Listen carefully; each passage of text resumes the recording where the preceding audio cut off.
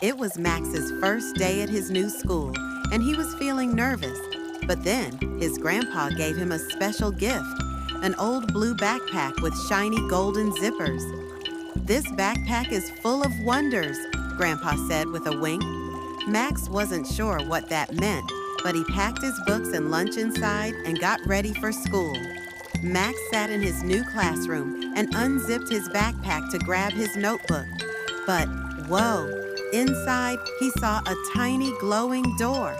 Before he could even think, the backpack started pulling him in.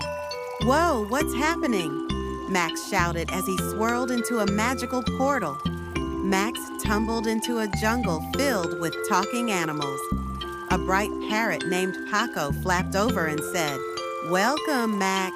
Your backpack brought you here for an adventure." Together, they searched for a hidden treasure under a giant waterfall. As soon as Max touched the treasure, whoosh, he was pulled back into his backpack. Max blinked, and suddenly he was back in his classroom. Had it all been a dream? But then he peeked inside his backpack and gasped. A shiny golden coin from the jungle was sitting inside. "Whoa, it really happened," he whispered with a smile. At lunchtime, Max opened his backpack again, and brrr, a cold wind whooshed out. Before he could stop it, he was pulled into a magical ice kingdom. A fluffy white snow fox named Frosty ran up to him. "Max, we need your help."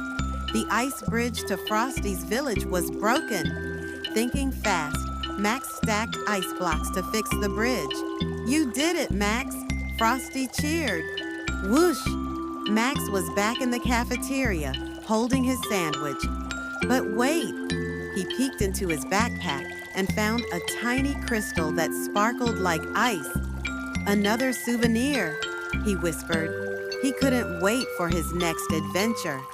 Before heading home, Max peeked inside his backpack one last time, and whoa, a glowing star floated out. He touched it and zoom, he was in outer space. A bouncy green alien named Zog waved at him. "Max, my spaceship is broken.